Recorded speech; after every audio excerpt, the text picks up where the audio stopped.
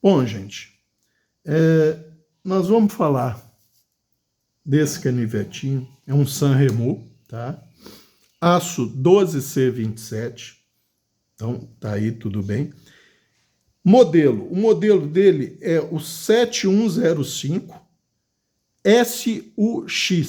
SUX, tá? Tem mais umas duas letrinhas, acho que é PH e tal, mas você procurando por Sanremo 7105, você vai chegar nesse canivete. Por que que eu gosto muito desse canivete, gente? Porque eu já narrei em outros vídeos a história de que quando eu comprei a minha faquinha Field Knife da Kershaw 1082, eu comprei porque a Kershaw tinha lançado antes um canivete chamado Pekarat, tá? Que eu sempre fui extremamente atraído por aquele canivete. Porém, é o mesmo aço da faquinha, os primeiros na mesma dureza, inclusive, dureza alta para o 14C28N. Porém, ele sempre foi um canivete que custou aí na faixa beirando os $50. E quando a Kershaw lançou essa faquinha de lâmina fixa, ela me custou acho que $30 ou $32, quase a metade. Aí eu não pensei duas vezes.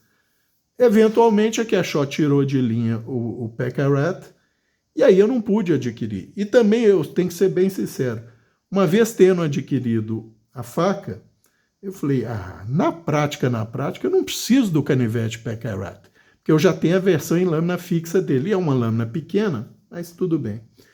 E aí, gente, eu passei anos procurando um canivete que tivesse uma geometria pelo menos assemelhada ao Pekarat da Kershaw. E não achei, por quê? Não bastava ter a geometria assemelhada.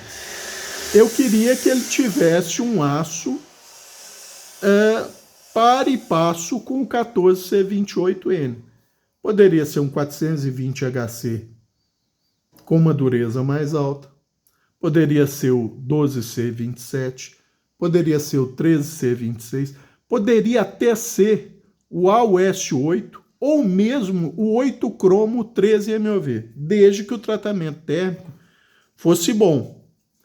E muito bem, um belo dia navegando, eu me deparei com esse canivetinho. Eu falei, ele lembra bem o Pekarat da Kershaw. E aí eu falei assim, eu acho que eu vou comprar. Segundo, foi um canivete, gente, que eu acho que custou $12, tá? Eu falei, não tem dúvida, comprei. A geometria geral dele, construtiva, lembra o Pekarat. Mas não é exatamente igual, obviamente, né, gente? Pekarat tem uma lâmina com ponta afilando um pouco mais, às vezes uma curvatura um pouquinho maior, uma corcunda na empunhadura um pouco maior, mas esse aqui lembra muito ele. Eu costumo brincar que ele se assemelha a uma cópia reduzida, uma quase cópia reduzida do Pekarat. Inclusive, gente, eu tentei fundir com esse vídeo, mas não consegui. Então, na descrição desse vídeo e no final dele, aquele card que aparece para você clicar, eu vou deixar o link para um videozinho que eu fiz mostrando a comparação de imagens dele com o Pekarat e do sistema de trava, entre aspas, desse canivetinho, que é um sistema bem interessante, tá? Eles chamam esse canivete de slip joint, porque na prática ele não trava realmente, mas o sistema que mantém a lâmina na posição é quase uma trava, só não é uma trava definitiva, como a liner lock, a frame lock, a atlas lock, a triad lock, a lockback, etc, etc, etc e, obviamente, etc. Tá? Mas nesse videozinho, é um vídeo curto, basicamente mostrando imagens e algumas considerações, vocês vão ver o quão é interessante o sistema dessa trava e como, na minha opinião, essa é uma trava, entre aspas, eficaz para um canivete que não trava, tá? Vamos só algumas medidas dele, gente. comprimento geral 15 centímetros e meio, 9 centímetros de empunhadura, 6,7 centímetros de lâmina, tá?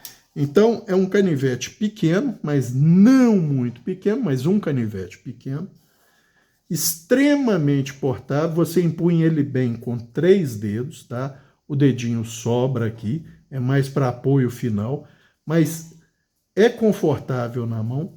O flipper dele, que não funciona como flipper, tá? Se você tentar flipar aqui, você vai se frustrar, a não ser que você folgue o pino pivô. Eu não faço isso, porque eu prefiro abri-lo usando o flip para iniciar a abertura e depois acabo de botar na posição. Ô Cabral, eu ouvi um tec aí e você trava, não é? Os amigos vão entender melhor isso. A empunhadura dele é plástico, tá? Qual plástico? Não sei, gente. Pode ser um polipropileno, pode ser... É mais provável que seja um polipropileno, tá, gente? Mas não dá para me cravar. Essa faixa preta aqui é um insert de borracha que ajuda no grip, tá? Ajuda bem no grip. Esse canivete, ele tem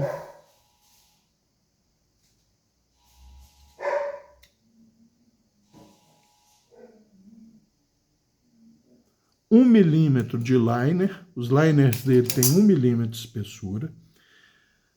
Se você tentar apertar aqui, ele não cede, tá? Então tem uma boa estrutura. Tem um clipezinho muito justo, tá? Você clipou no bolso, pode esquecer que não vai a lugar nenhum, tá? Só tem essa posição para o clipe, é a única posição dele, não é intercambiável em nenhuma outra posição, nem na frente nem atrás. Tem um passadorzinho de lanyard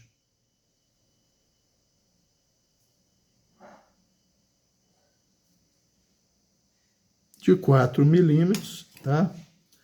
Uma espessura integral homogênea na empunhadura de 12,5 milímetros nela toda, tá? É uma empunhadura curva que se adapta muito bem na mão, principalmente para você fazer power cut. Ah, Cabral, mas um canivete desse tem estrutura para power cut? Tem, porque ele tem um pino batente aqui de aço inteiriço, ou seja, ele é aninhado nos 2 liners, então ele é um cilindro de aço maciço com 2 reténs, ou seja, esse cilindro é desbastado nas bordas para se aninhar nos liners de aço. O que toda a força que você fizer no fio vai ser transferida para ele. O sistema de trava, entre aspas, não tem interferência alguma. Vocês querem ver uma coisa? Outra coisa. Pegue um slip joint tradicional seu, qualquer marca. Victorinox é o mais conhecido, mas qualquer outro canivete slip joint, tá? Faça isso na lâmina e veja se acontece igual essa aqui, que nem se mexe. Ó, aqui ela destravou, tá? Esse flipper dele serve como segurança, porque se ele destravar, o flip para no seu dedo, não deixa a lâmina cortar os seus outros dedos, tá? Então, mais uma coisa interessante no design. Como eu já falei, ele não funciona para abertura, ele funciona para assistir à abertura. Você começa a flipar, acaba de abrir. Ah, Cabral, por que você tirou o thumb stud? Por esse motivo aqui, gente. O final do fio dele coincide com o thumb stud. Então, se eu tiver que fazer algum corte, o thumb stud vai travar. Eu faço isso em muitas lâminas minhas, tá? Eu quero que elas cortem bem. Aí a geometria dele, Cabral, era essa aí? Não, gente. Ele tinha uma geometria de quase um high hollow, tá? Quase um high hollow. Ele tinha essa região aqui flat, tá? Essa região dele aqui era flat. Vinha um hollow raso,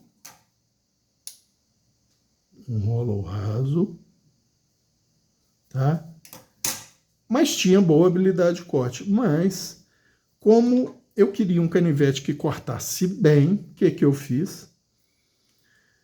Primeiro, eu deitei ele na pedra, tocando o ombro do hollow dele e a região do fio. Tanto é que vocês estão vendo essa faixa generosa de desbaste para aumentar a habilidade de corte. E após isso eu não fiquei satisfeito, eu quero melhorar mais a habilidade de corte. Eu fiz um desbaste do ombro do hollow para a espinha, afilando esse canivete. Então vocês vejam, a espessura original da lâmina total era de 2,4 milímetros, tá? Depois dessa minha modificação, ela ficou com uma espessura de 2,2 milímetros, sendo que daqui, dessa região aqui para cá, ela ainda afila um pouquinho. Então ele ficou com uma habilidade de corte que começou a ficar legal. O paquímetro travado a 1 milímetro entra 6 milímetros nele. Então é um canivetinho, gente, que além de me remeter à nostalgia do Paccarat, tem um fio curvo basicamente ao longo de todo ele, tá? Cujo comprimento real é 6,5 centímetros, uma habilidade de corte boa, e vejam bem, tratamento térmico.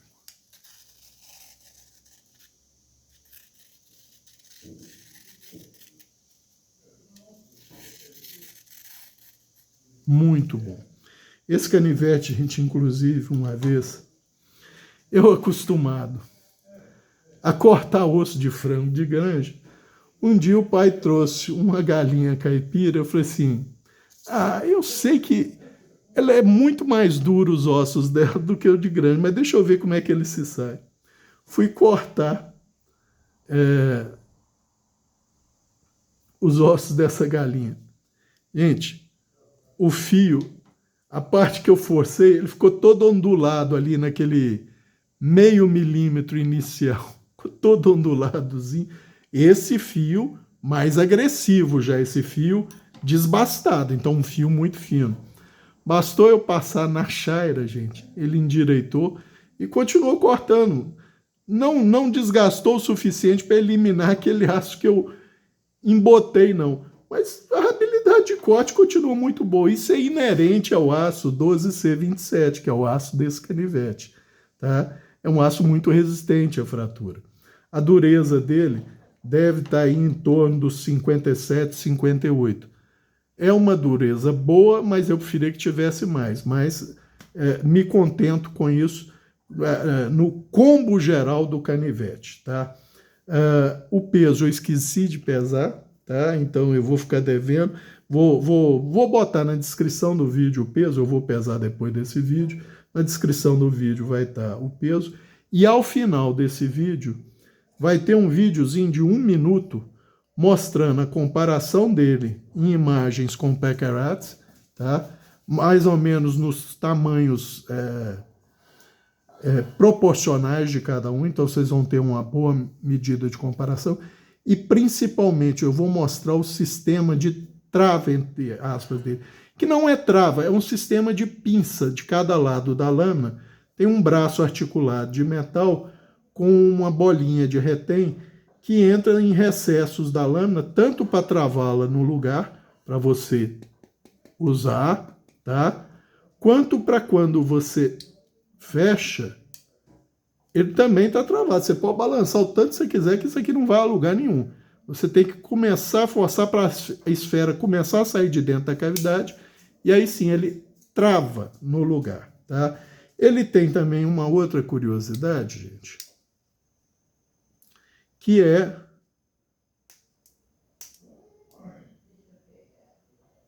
uma chave de fenda e abridor de garrafa. Porém, gente, isso aqui, como vai ficar claro no videozinho que eu vou deixar abaixo e vai aparecer ao final desse vídeo aqui, para você clicar para ver, não é uma chave de fenda para você fazer força. Para você usar como abridor de garrafa, beleza, sem problema. Nesse longo eixo dele, você fazer esse giro, tá tranquilo. Mas você fazer torção com a chave de fenda serve para parafusos comuns que não estão muito trancados lá na bucha ou no material que está parafusado. Por quê? Esse lado de cada chave se aninha no spacer do mesmo material da empunhadura, que deve ser o polipropileno. E o lado de cá não se alinha em liner, porque nessa porção de cima não tem liner de aço. Ele se aninha direto no material da empunhadura. Então não é um troço muito resistente para você fazer força.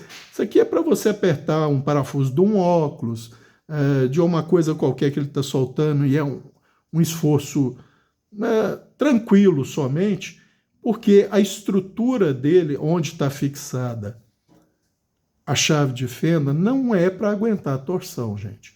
Na imagem que vai estar nesse videozinho curto, vocês vão ver perfeitamente tanto o sistema de trava, entre aspas, que é o sistema de pinça. Eu nem chamo de slip joint, porque não é uma junta deslizante. É um sistema de pinça, tá? Que dá um travamento legal para a lâmina, para você usar em qualquer atividade de EDC, com mais segurança do que o slip joint, mas com menos segurança do que uma trava real, de verdade, tá? É um canivetinho, gente, que eu gosto muito, principalmente pelo fato de lembrar o Peccarat, de ser num aço 12C26, com um tratamento térmico muito bom, tá? E agora, com essa geometria incrementada que eu dei nele, é um canivetinho que corta muitíssimo bem, gente. Muito bem mesmo. E com esse sistema aqui, que é você apoiando o dedo no flipper, jamais você vai ter um acidente, mesmo que ele desengaje. Ele desengajou, mas não vai a lugar nenhum, porque o flipper está parando ele no seu dedo, tá? É um canivetinho espetacular. Tá difícil de achar, não sei se foi retirado de linha, mas quem quiser um canivetinho pequeno, com um aço bom, tratamento térmico muito bom e que corte bem, é esse rapazinho, mesmo sem essas modificações que eu fiz, tá? É um canivetinho muito bom. Sanremo 7105 SUX, tá? Muito bom canivete. O peso vai estar na descrição, tá? Espero que os amigos gostem.